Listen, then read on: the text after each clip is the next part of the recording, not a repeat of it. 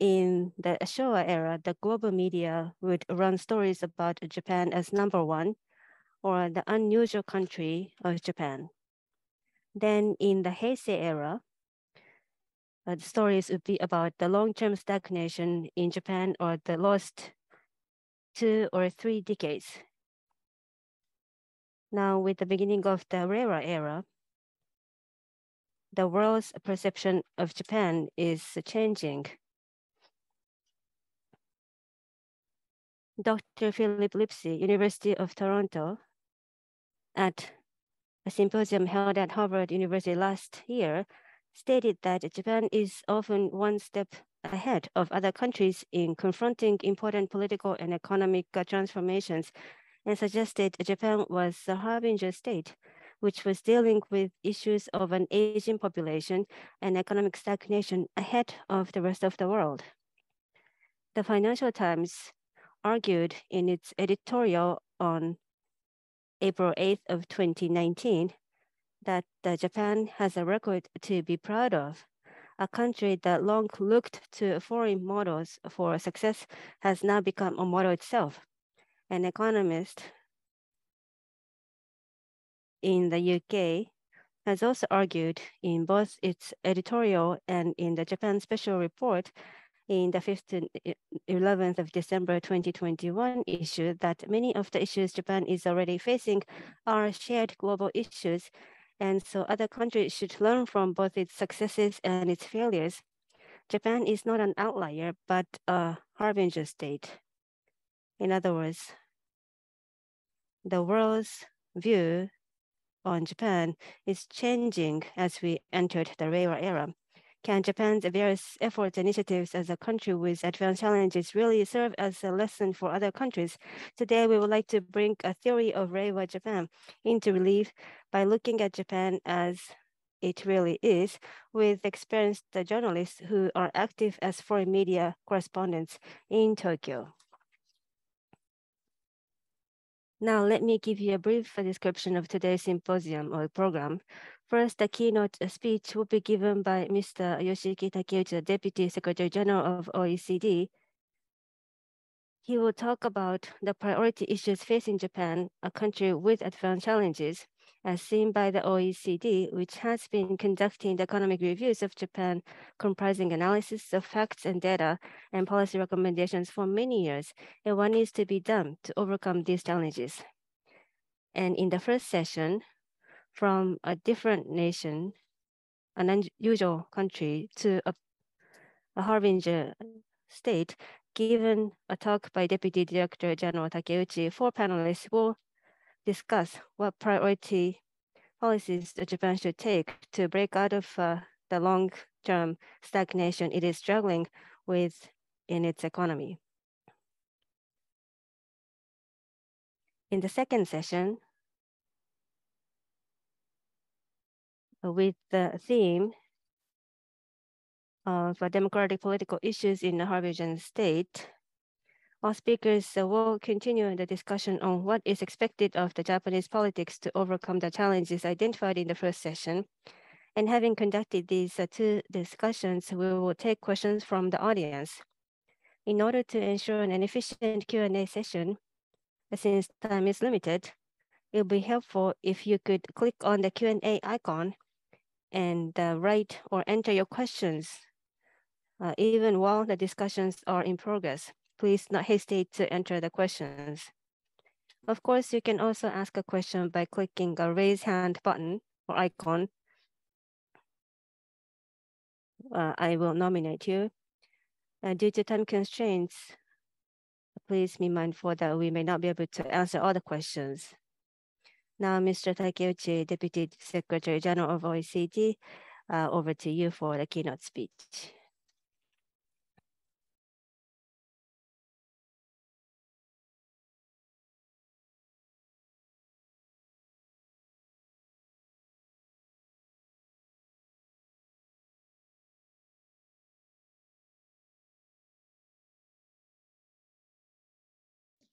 Or pitfalls any country may fall into sooner or later.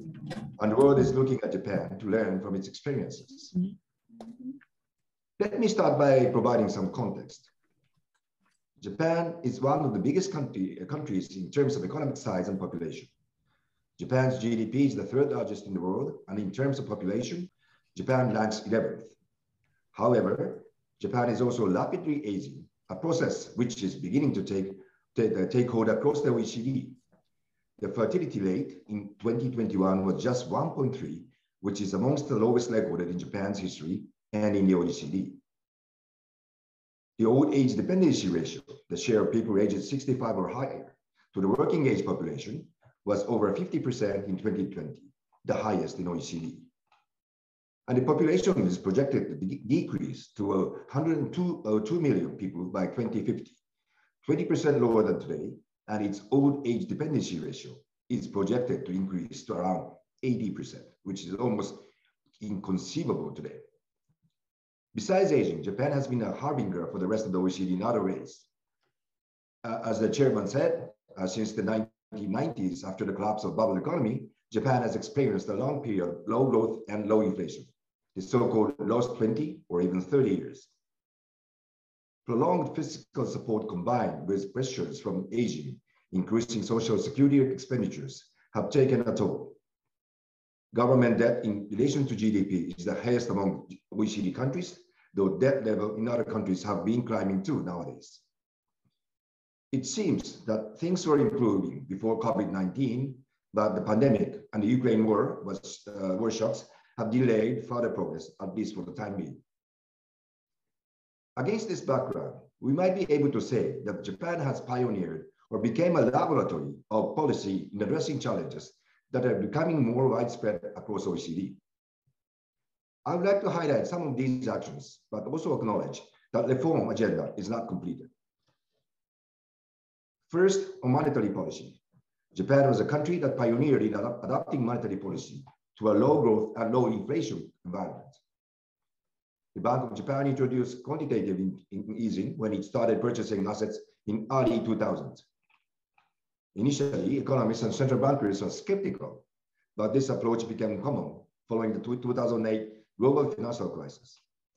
In addition, in mid-2010, the Bank of Japan introduced untraditional targets of, let's say, negative interest rates. During the COVID-19 crisis, these approaches underpinned financial market and economic activity and also facilitated aggressive fiscal policy in many countries. Of course, recent concern has been about high inflation rates, and the central banks around the world are tightening their monetary policy. We think Japan's policy will remain accommodative, but we also think it is necessary to closely monitor, not least because of the widening interest rate differentials with other countries. Another area of progress that has been made in Japan is in the labor market.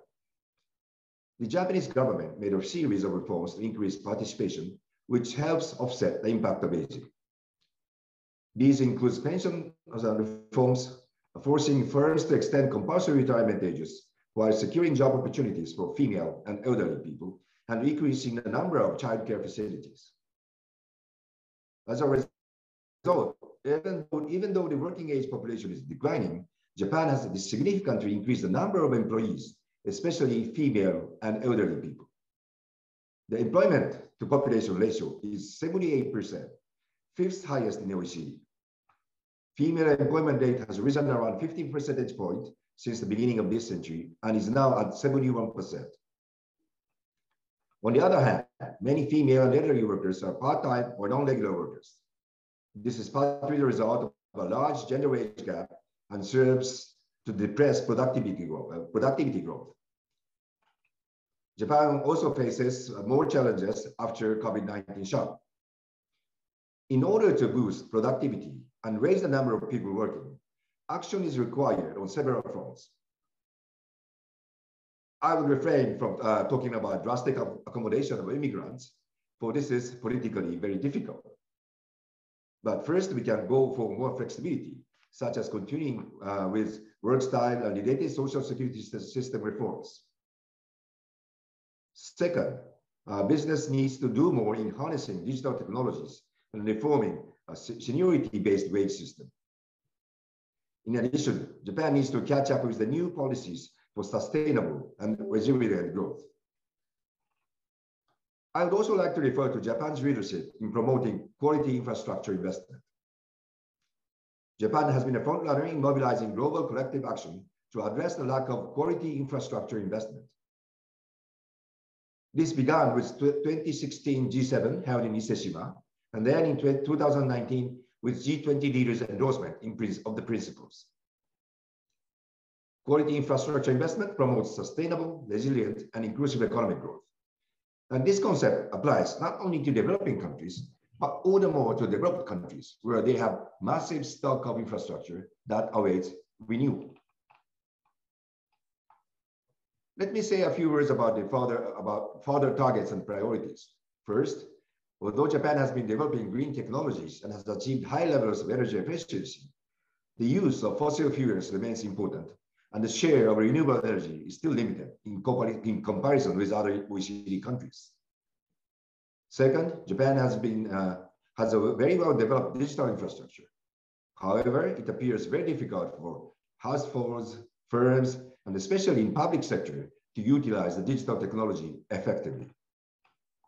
The last OECD economic survey of Japan paid particular attention to this and made a number of recommendations to improve digitalization. Let me conclude. Yes, Japan faces many challenges, but it has tried to come up with effective responses to address them. During the COVID-19 pandemic, the private and public sector collaborated in preventing the spread of virus, resulting in amongst the lowest infection and death rates in the OECD. Furthermore, over the years, Japan has experienced many devastating natural disasters and economic shocks and recovered from them. The OECD can learn from Japan, a frontrunner, fortunately or not, in meeting pressing structural challenges that is common across the OECD countries. At the same time, the OECD can contribute to overcoming challenges by sharing other countries' experiences and the best practices in the policies they developed. In this forum today, we can learn from each other and we can have a good discussion.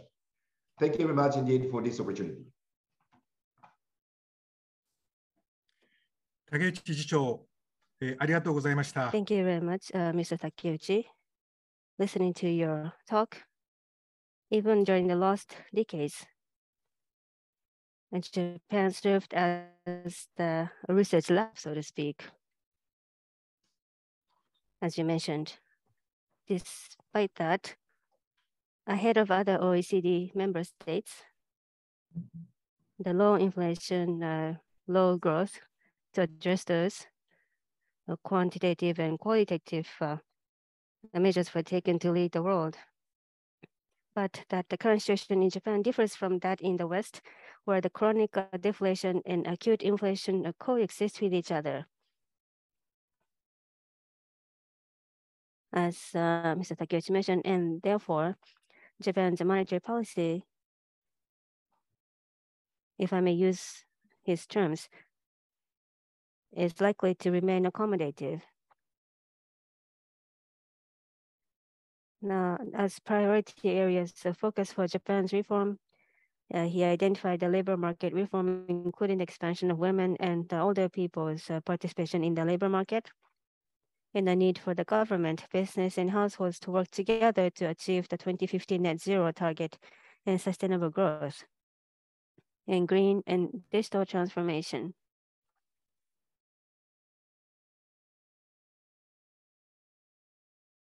The so-called GX and DX need to be accommodated. He also commented Japan's leadership in the area of quality infrastructure investment. Thank you very much indeed, Mr. Takeuchi, for your presentation. Let us now start the first session. First, I'd like to introduce the four panelists who will be joining us. From Financial Times Asia Business Editor, Mr. Leo Lewis. From Bloomberg in Tokyo, political reporter, Ms. Isabel Reynolds. Economist, Tokyo Bureau Chief, Mr. Noah Sneider, and from International University of Health and Welfare Council and specially appointed professor and former president of Asahi Shimbun and political journalist, Mr. Tadakazu Kimura, will be the panelist. Let me introduce the discussion points of the first session from the moderator's perspective. First of all, the long-term stagnation of the Japanese economy, mainly caused by the demographic changes, has led to the unprecedented introduction of QQE policies ahead of the West. However, the Japanese economy remains relatively low inflation, chronic deflation, and the wage pressures remain weak. And the discussion of moving away from the QQE policy for Japan is considered premature. So as we're forced to run those two aspects,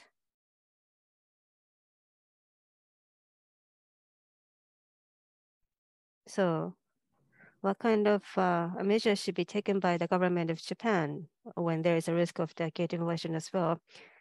And as for the businesses, the companies are building up the retained earnings in order to prepare for uncertainties. And the retained earnings at the end of fiscal 2020 amounted to 484 trillion Japanese yen. And using such a rich retained earnings, there is an active overseas M&A investment. But other than that, the capital expenditures are being held back. And the international competitiveness of the Japanese companies is said to be declining. Now, the average wage in Japan, when it comes to the household, has only risen by only 4% in the past 30 years on a purchasing power parity real-term basis, which takes price levels into account. And it is a fact that in terms of the household income, the middle income has shrunk and the low-income groups has increased, indicating that inequality is growing. The average wage of the women is far below the OECD average. That is a fact. So what should the government do in light of this situation? The Japanese government has stated that it aims to break out of a long-term stagnation by creating a virtuous cycle of growth and income through the creation of new capitalism. The key to this is thought to be risk taking by companies, as the Prime Minister Kishida described, as animal spirits of the private sector needs to be more promoted, and the government efforts to correct inequality, the distribution measures policy. What is your view? So thank you for waiting, Mr. Lewis, Mrs. Sneider, and Mr. Reynolds, and Mr. Kimura, in that order. If you each have 5 minutes to speak. Thank you. So over to you, Mr. Lewis. Thank you very much. Thank you. And what a great pleasure it is to be here today with everyone for a fascinating conversation. I think probably you've seen my CV. I spent some years in China prior to this posting in Tokyo now. And, you know, I think that provided me with a very good perspective on how, on the extent to which countries like China, for all of the different ways in which this may be phrased and couched, I think that China is amongst a number of countries rather that are already looking at Japan as a harbinger and have been for some time. I think that over the last couple of years, there have been some stories that have come out of China relating, for example, to the very stringent new laws that they put restricting private tutoring on the amount of time that children could spend playing video games. And generally, if you look at the housing market, the levels of deposit that are required by buyers, I think that all of those are examples of times where China has looked at Japan's experience and has taken that as a very clear lesson in what, I have to say, what not to do, or at least they're looking at some of the perceived outcomes that Japan has experienced and decided that they don't want the same outcomes. And I think that that's important, because I think that China, for all of the for all of the difficulty that there may be with diplomacy and geopolitics and so on, China does take very seriously the lessons that Japan is producing, both advertently and inadvertently.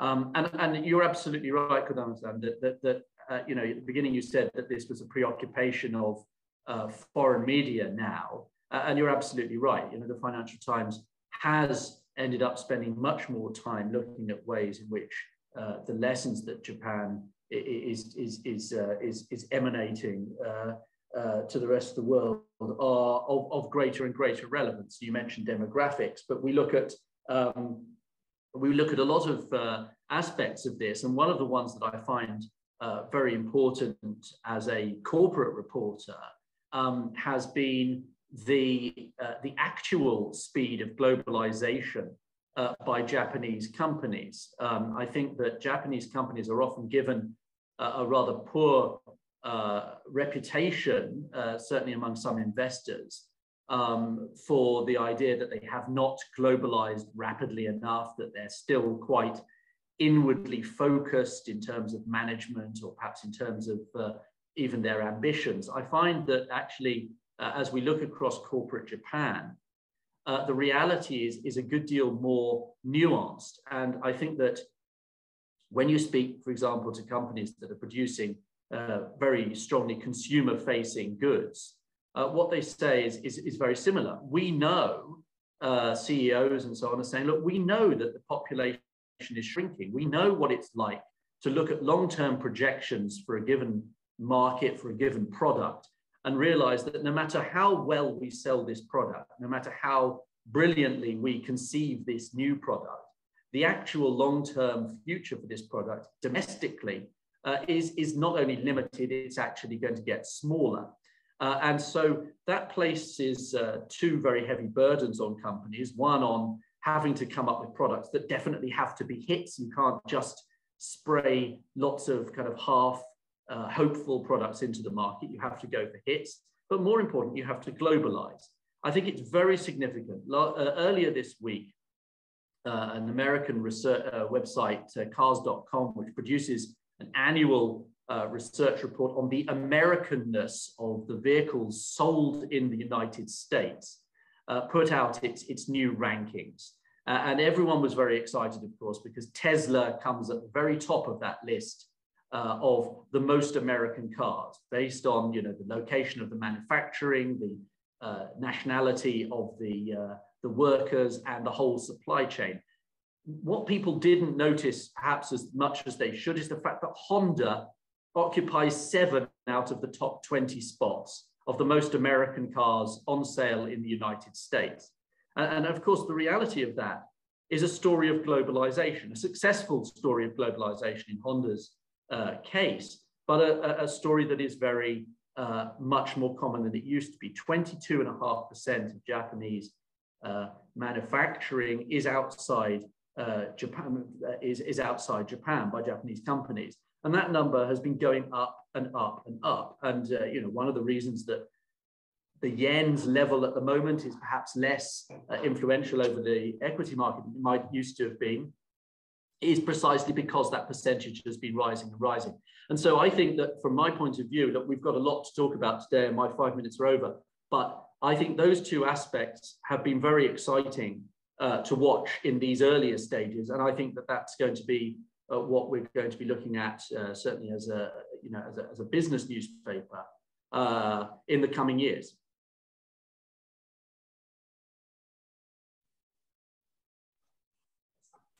Thank you, Mr. Lewis. Your first point, as a matter of fact, not just in the Western countries, but China at the earlier stage, has been looking at Japan as Harbinger. That was quite eye-opening, and the decline of population as a corporate reporter, this had been factored in as the world was looking at Japan. As the market is shrinking, that is only natural that the market is shrinking. So how to go for the extraordinary demand? But under the Prime Minister Abe, FTA or TPP, there was this consciousness of trying to go for the external demand. So the Japanese manufacturers needed to go outside. But as you know, as the corporate Japan, the CEOs and the Japanese businesses needed to do something as a globalization. That's a challenge. We would like to deepen the discussion further on. So sorry, Ms. Reynolds-san, your turn, please. Oh, thank you very much. Yes, I'd like to thank you very much for the invitation here today with this distinguished company. I wanted to focus in on a couple of issues that are facing Japan that have often been raised over the years. Basically, it's the demographic issues I wanted to look at because I know that all the major European and advanced wealthy nations are facing similar problems in terms of low birth rate and an increasingly aging population, which could eventually become, like Japan, a shrinking population. So I think Japan is a harbinger state in that sense. But on the other hand, I think Japan is approaching these problems in a very different way from two countries that I know relatively well, which is the US and the UK. So if we look, for example, at the fertility rate in Japan, it's been largely on a slow downward trend for half a century, from about 2.1 in the late 60s to about 1.3 now, as was mentioned earlier. Over that period, the global fertility rate has also fallen from about 5 to less than 2.5. But if we look at the UK, we see some different trends. For example, it fell very steeply from the mid-60s to the mid-70s and then went into a largely stable few decades. And it now looks to be dropping again, although from a slightly higher level than Japan. So fewer babies is a common phenomenon in many countries. However, for example, the reasons people cite for not starting a family are quite different. There was a Pew survey published in November last year, which found a growing number of people in the US who don't already have children don't actually ever think they will have them. And some of those questions cited environmental concerns as the reason. So there's a growing sense of whether having children is the moral choice, given the climate and the other environmental problems facing us. And that's also been something that I found has been increasingly a topic of conversation in the UK when people are talking about whether or not to have children. That's something I haven't seen in Japan. We've seen much more focus on people who would like to have children who think it's too expensive or who are having problems with fertility. Yeah, so there's a whole different outlook on that. So whether Japan's leading the way on demographic issues, I think in some ways Japan has done a fantastic job, for example, of funding elderly care through insurance and helping elderly people to maintain their health and their mental health. But I think whether deliberately or not, it has rejected the two most obvious ways of tackling these issues. So number one is immigration, as was mentioned by Takeuchi-san earlier, a very difficult political question. And looking at Brexit and at Donald Trump's wall in the US, you might think that discouraging immigration has become something of a trend. So while part of the motivation for people voting for Brexit may have been to slow immigration, in fact, in the UK, it's continued to increase. And what's happened that a larger proportion of people are coming from outside the EU. Just looking at some figures, as of last June, there were 9.6 million foreign-born people living in the UK and 6 million people with non-UK nationality. Annual immigration more than doubled between 1991 and 2020, reaching about 715,000 in the year to March 2020. So that's one reason why the population isn't falling in the UK, but it's not only about the numbers. People who migrate to another country are often highly enterprising and motivated people. They may not necessarily go on to found a company like Google, but if you spend time in the UK, you'll often hear a lot of appreciative remarks about nurses from the Philippines or care workers from Eastern Europe. I know there's plenty of discrimination against foreigners as well, but I think you do get that positive appreciation at the same time. By contrast, there are only 1.7 million foreign workers in Japan, and there are very high barriers to non-Japanese entering fields like elderly care, where, in my view, empathy may be a more important qualification than any kind of sort of paper license. The other issue is about women. Women are a great resource in Japan that remains largely, I think, untapped. While the custom of women leaving their job when they're expecting their first child has to a great extent faded, the burden of caring for their families remains enormous for Japanese women. OECD data shows that Japanese men do less unpaid work than men in any of the other member countries, and Japanese women get less sleep than women in all but one other country. And I don't think these two statistics are unrelated. I think Japan is forcing working mothers into an exhausting lifestyle. It's hardly likely to seem attractive to the next generation. So there needs to be both societal change and change at the corporate level if you want to take full advantage of that potential of half the population. Men need to take over more of the household drudgery. Women need to be made to feel less pressure to work so hard on these domestic activities. And also, I think companies need to be much more flexible about mid-career hiring so that women can get back into work that's commensurate with their qualifications later in life. That might help Japan in more than economic ways. Women live longer than men, and twice as many women as men suffer from dementia globally. But a large study in the US has shown that working outside the home is associated with a delay in the onset of dementia for women. So in conclusion, I would reiterate that Japan has in general done a good job of focusing on its elderly and how to help them.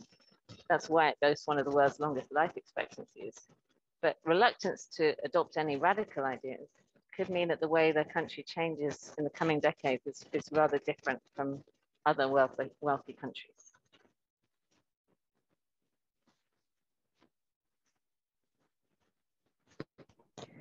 Thank you, Ms. Reynolds. I think you gave us several very important thoughts. What I would like to pick up, first of all, the immigrants in Japan were not necessarily addressing it from the front. Mr. Takeuchi said that because of the political sensitiveness, it's difficult to talk about immigrants.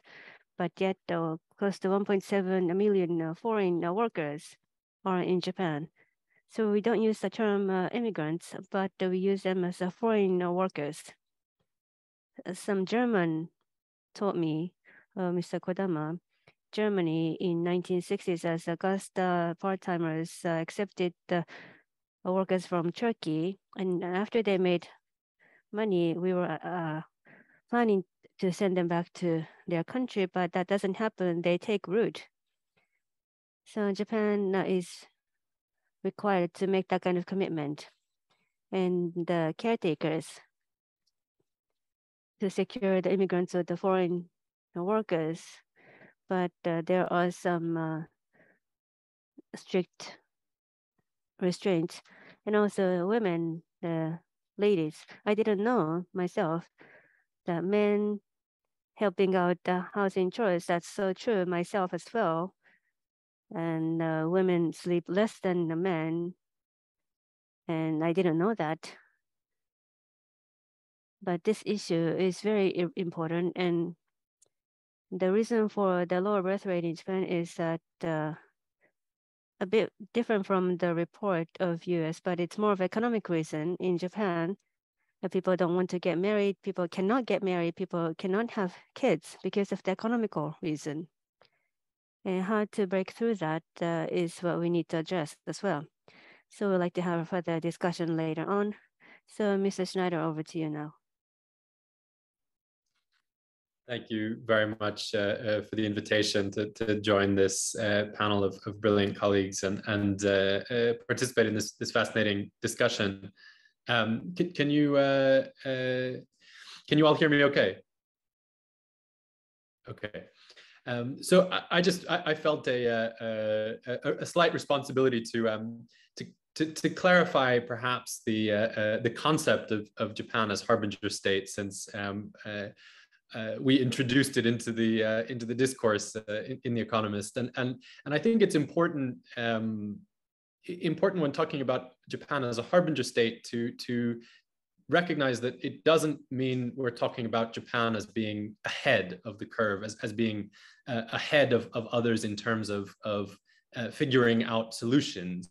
The idea, certainly as I've argued, and I would don't want to speak for him, but I think as Professor Lipsey would argue, is that Japan is facing a host of challenges earlier, or has faced a host of challenges, shared challenges earlier than others, and is therefore relevant as a site of lessons for other countries. So it's an argument about relevance more than it is an argument about preeminence or leadership. And I think in many ways, as my colleagues have mentioned, there are often lessons in what not to do, lessons in terms of what could be improved, and those are of course important to keep in mind.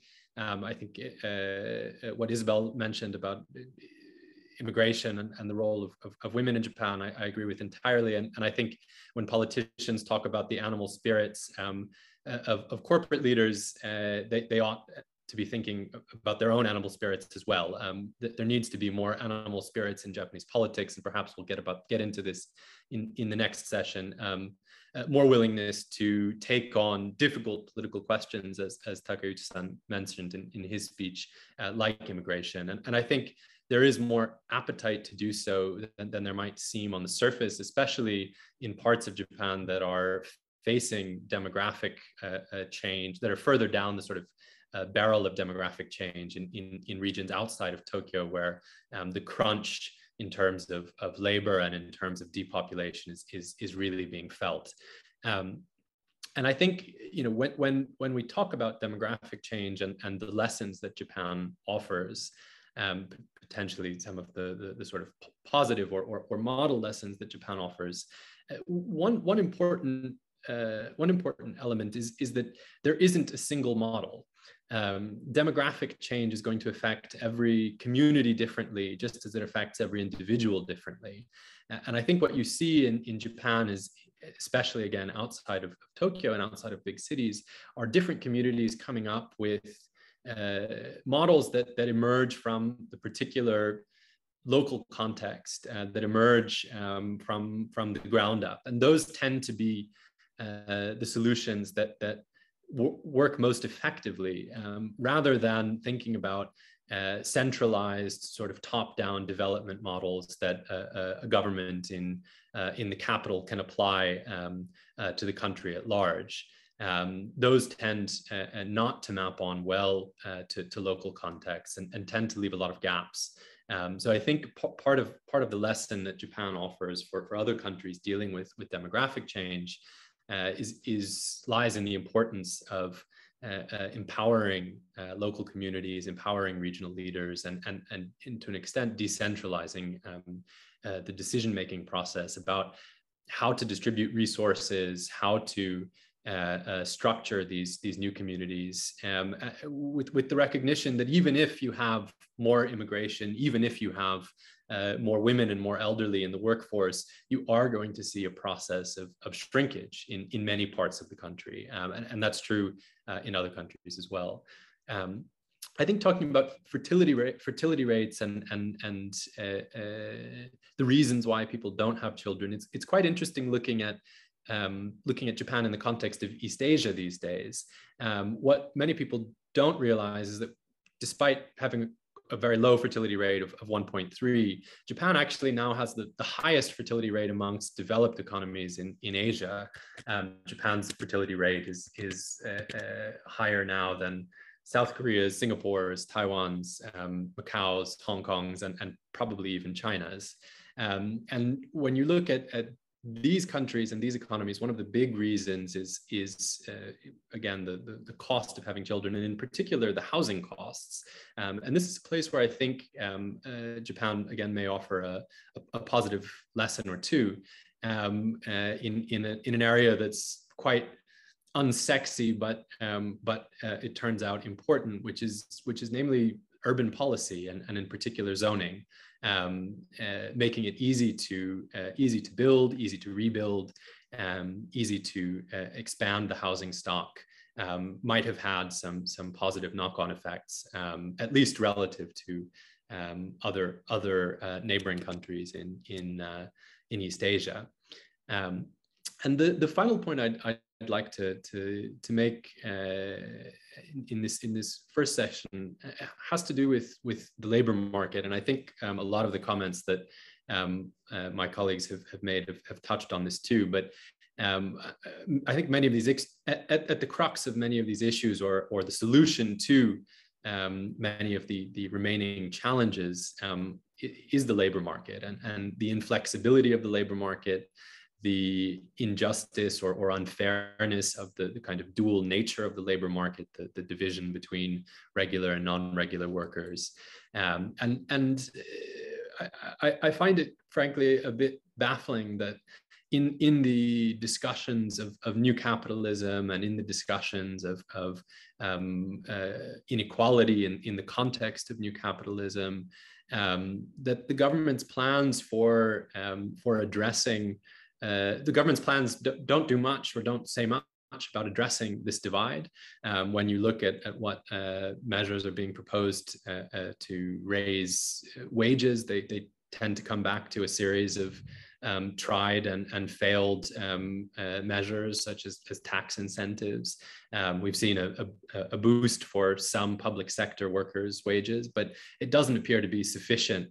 And there isn't, as far as I've heard, and there doesn't appear to be much political will to raise more difficult questions about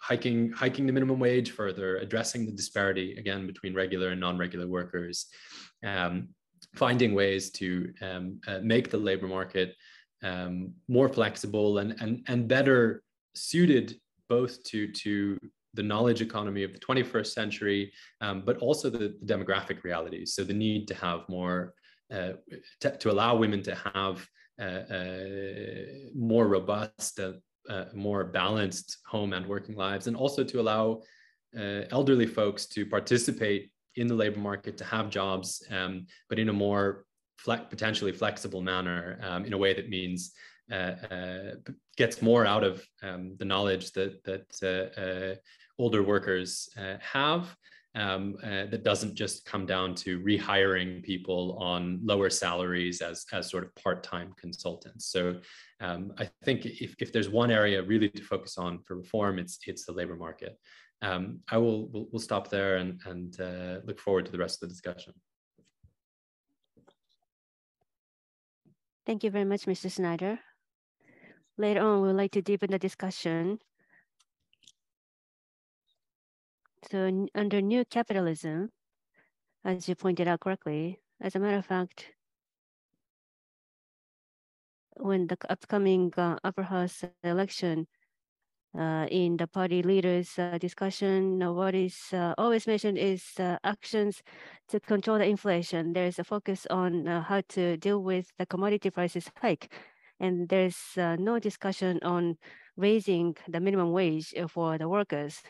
As a matter of fact, no one talks about the wage rise. The reason for that is that the Japanese consumers are very much preoccupied about the commodity prices, but the companies to raise the wages, well, the commodity prices need to go up first to raise the wages. But in the discussion among the Japanese media, there is no it's not fully discussed. So later on, I hope that we can have more discussion around that. So last but not least, Kimura-san, please, over to you. Thank you. Can you hear me?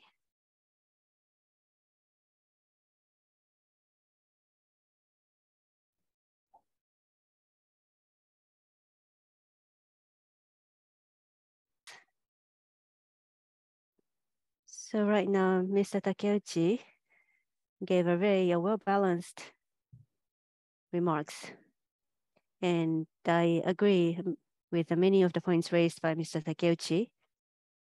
And one of today's themes is Harbinger state.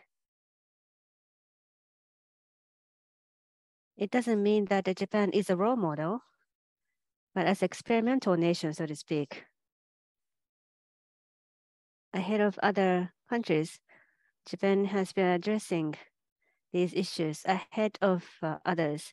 Japan has been experiencing this, and to let the rest of the world know, in that sense, that Japan can be said as a harbinger state. If I may be ironic, maybe Japan was first to come into the mining after Canary state.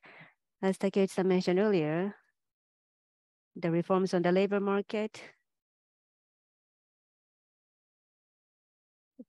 in the last 1 to 3 decades, what Japan has been working on rather slowly, but those have to be appreciated.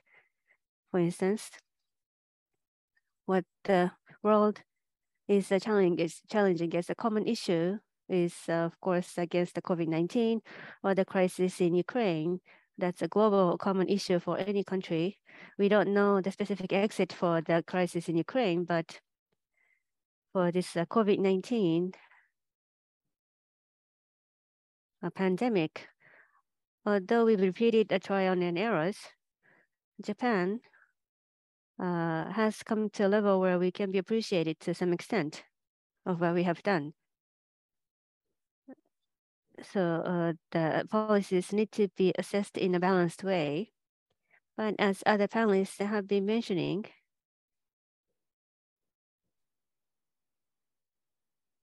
what is unique to Japan, in terms of the issues, on top of the globally common issues, there are some structural or historical, or maybe long-lasting issues unique to Japan that we have been faced with since the pre-World War that we did not necessarily solve. That is causing the issues that we are faced with today. In the second session, we can talk about the younger generation in Japan, but the lower fertility rate, as Mr. Sneider also mentioned, when I look back, when I was a political reporter, I was in charge of covering the Democratic Party of Japan back in 1990s, or Liberal Democratic Party. When the Gulf crisis happened, I was covering the LDP. There was 1.57 shock back then. Total fertility rate came down to 1.75. That was a shock. But now it has come down to 1.3, as Mr. Sneider mentioned. Compared to other Asian advanced nations, Japan might not be so bad, but still, what kind of future society can we describe? And the astronomical debt that I cannot avoid, not to mention with the local and the central government's debt, outstanding balance is now amounting to 1,200 trillion yen. That is 256% against the total GDP. It's a phenomenal astronomical figure, all the way from the babies to the old people per capita.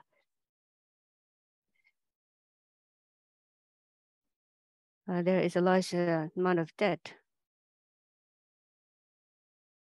So it's one enigmatic of Japan. It's one of the wonders. How come Japan is not going default? That's what we have to think. There should be a magic.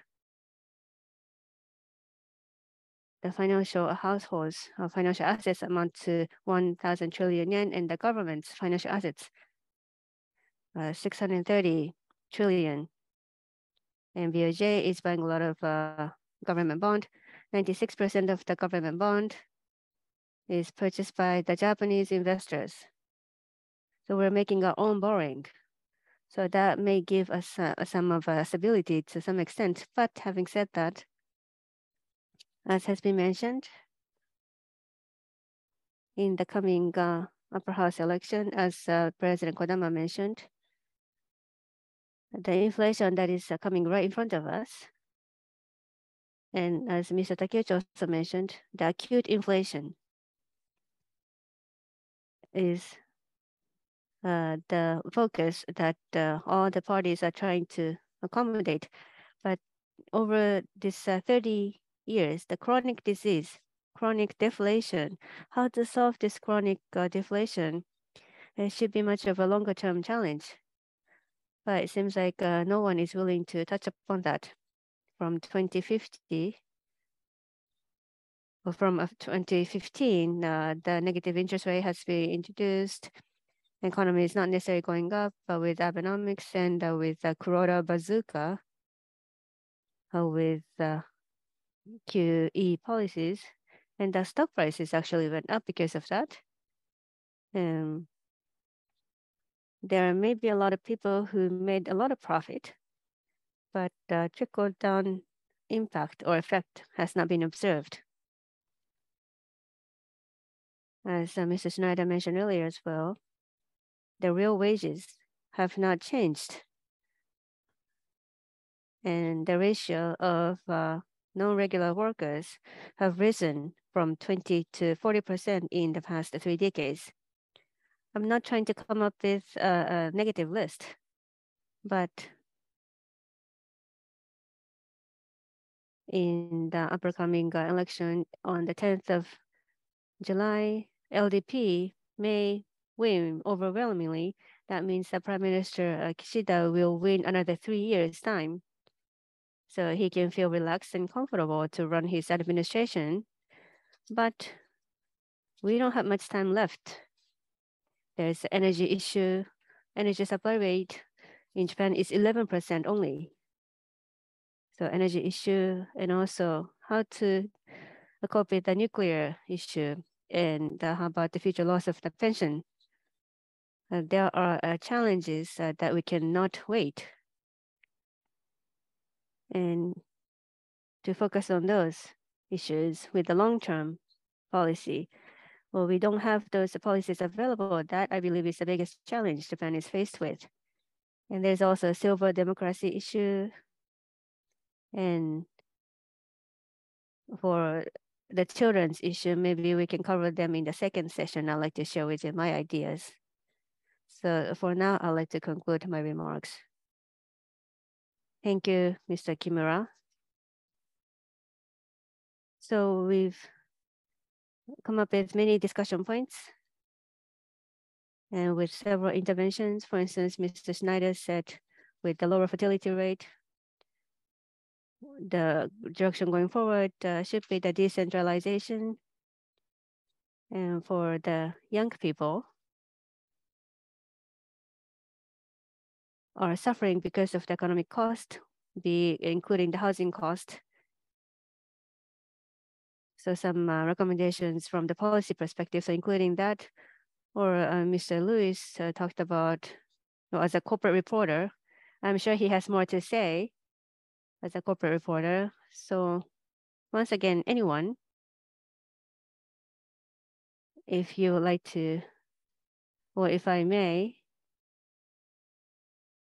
put aside what they are now, but what we should do. If you can share with us your comment. So Takeuchi-san, now we heard a lot of comments. So you are a Deputy Secretary General of OECD, but you're with the Ministry of Finance. But regardless of position, well, based on the discussion so far, any impressions, observations from Mr. Takeuchi, please?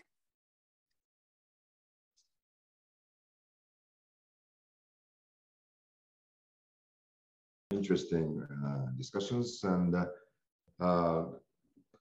if you look at the corporate sector, I was in a sense taken back by the praise that Leo-san has given to us. I was not realizing that globalization is something that, of course, they had been doing their best, but I was not quite sure they had actually achieved to a certain level. And that, of course, and then all the others had also mentioned about housing, the population issue, and you know, if you look at all these things, I came to realize it's the inequality that's the basic issue you're facing. Women, housing, or immigration. These all comes to the issue of inequality And people tend to improve inequality when they're suffering, but when they're, how to say, enjoying the more beneficial status, they are quite against improving that. So that's the issue that Japan is facing. And I think that's the issue that all the OECD countries are facing, because inequality is becoming more and more serious. So we very much like to see more of an argument in Japan, more of an argument in OECD as well, focusing issues from the inequality perspective. And that was the impression I got. Thank you very much indeed for the fruitful discussion. Thank you. さん、ありがとうございました。いや、本当に誰もそこまで触れませんでしたけれども、実は。Yes, indeed, no one has mentioned that far, but at the basis of that is inequality in OECD. There is also an issue of inequality, and we are always in the middle among the OECD members. And new capitalism, UK or US, are at the higher ranking, and socioeconomic Nordic countries, they are more equal. So what should be the path for Japan to go forward as a general, but more specifically, the wage issue, the parity for women and wages, your points are well taken. So I'd like to deepen the discussion. So Leo, from the corporate issue perspective, on a day-to-day basis, you're covering and reporting news. So going back to what is ahead of the globalization, well, the corporate readers now are listening to our discussion today.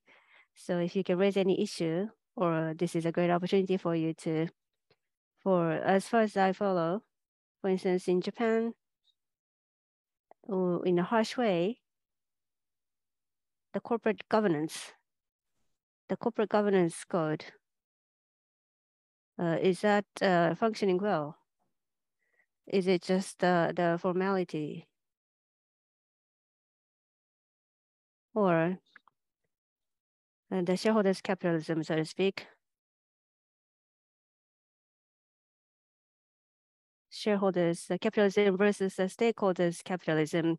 In that discussion, where is the position of Japan? And from your perspective, where do you find any issue? If you can share your thoughts, please. Sure. Yeah. No. I mean, I think it's difficult to say that the companies are making big kind of errors. I think that what you have here is actually both the companies and the individuals responding pretty rationally to the situation.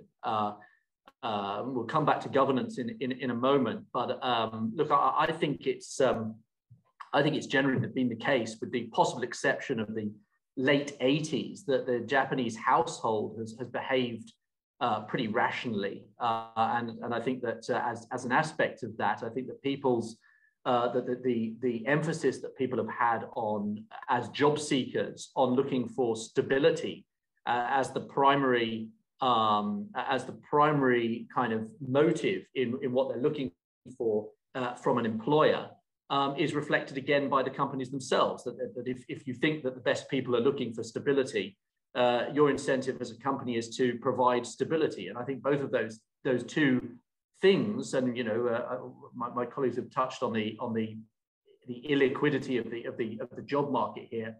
I think that as long as that's the case, I think the companies, both companies and individuals, are not going to provide each other with incentives for much change. I think on the governance side of things, I think that where the improvements that we have seen in governance are going to hit a barrier is almost a philosophical one, and it has to do with, as you touched on there, the questions of who really owns a company, and in whose interests are CEOs obligated to be acting.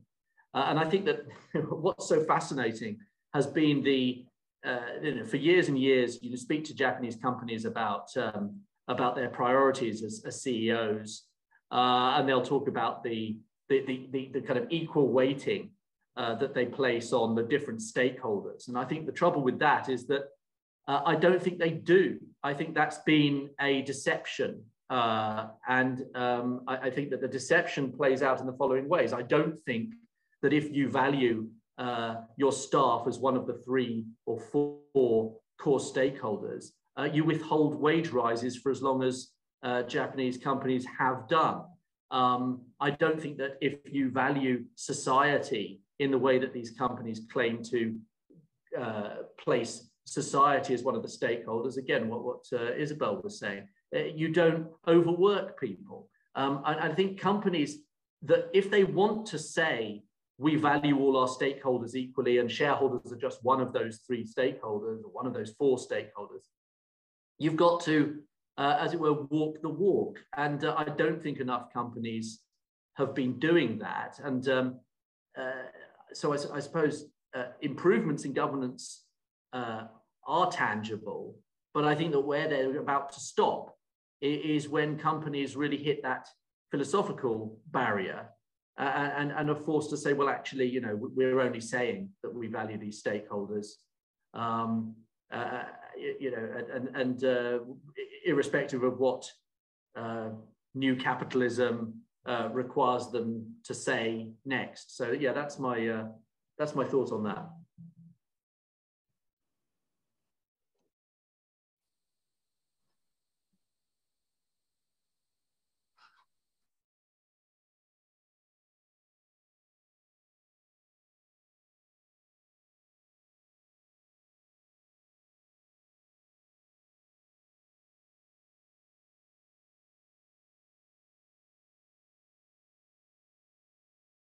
A chronic deflationary as the economy. There's no doubt about it. Yet we are facing with a, well, thanks to of course, the Ukrainian issue and so on, I think acute inflationary pressure.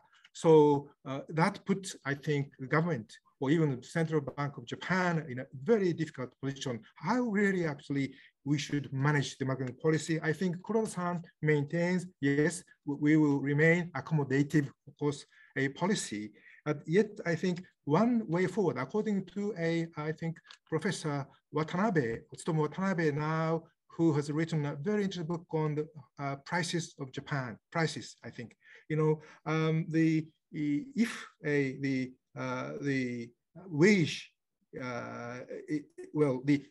if the consumers become a little bit more tolerant of inflation, that will allow corporation to change, to raise their prices. And then by so doing, I think then the corporation will be in a position to raise the wages. Then I think come back to, well, you know, the income to the household. That is only a possibility. What do you think? I think right now, Japanese economy, I think, will go, how this will move forward on, or what is your assessment or view on this, Noah? Well, it's a very complicated question. There are several pieces to the answer. I think first of all, when you look at the inflation situation in Japan, of course, households are feeling the crunch as a result of rising prices, especially for the kinds of things they consume in their daily lives: energy, food, and so on. So the perception of inflation, or the impact of inflation on sort of people's day-to-day lives here in Japan is of course palpable, and it's compounded by the yen depreciating and some of these imported goods becoming more expensive as a result. So the fact that inflation is an issue for households and is becoming a political issue is unsurprising. That said, when you look at inflation, both in the international context, you know, Japan, we're talking about inflation around 2% compared to above 8% in the US and in Europe. And when you look at inflation, stripping away some of these, stripping away, you know, food and energy, I think the Bank of Japan basically is right in its analysis that they haven't hit the inflation. Japan has not hit the inflation target yet, and Japan has not reached it in a sustainable way. There obviously are different opinions about how the bank ought to respond to the divergence in interest rates, and think about or acknowledge the sort of knock-on impacts that divergence is having on the Japanese economy. But I think when you look at the sort of core question of inflation in Japan, despite the pressure people are feeling in their day-to-day lives, Japan is not on the track that certainly its leadership, on target for the goal its leadership has set. And I think, again, this comes back to wages. What we're seeing in Japan is largely cost push inflation, and it isn't trickling into or feeding into wage hikes. I think it's a slightly optimistic view to expect or to ascribe. The view you described ascribes Japanese companies reluctance to raise wages to the low entrenched inflation expectations. And so as the argument you've laid out goes, if inflation expectations rise, companies will then finally become generous, open their purse strings, and give workers the wage hikes they've deserved all along. I don't think it's that simple, and I don't think that the key to wage hikes and seeing wage hikes in Japan lies in changing or lies only in changing inflation expectations. I think it goes back to some of what Leo just mentioned, which is in fact a kind of performance of regard for workers without actually walking the walk. I mean, if you look at labor's share of income in Japan, it's been stagnant or falling in a period when corporate profits have been rising. So I think there are certainly other factors, and the labor market, as we've been discussing, the ability to sort of use non-regular workers to fill in the gaps and thus depress wages. All of these are I think, as if not more important issues than household inflation expectations.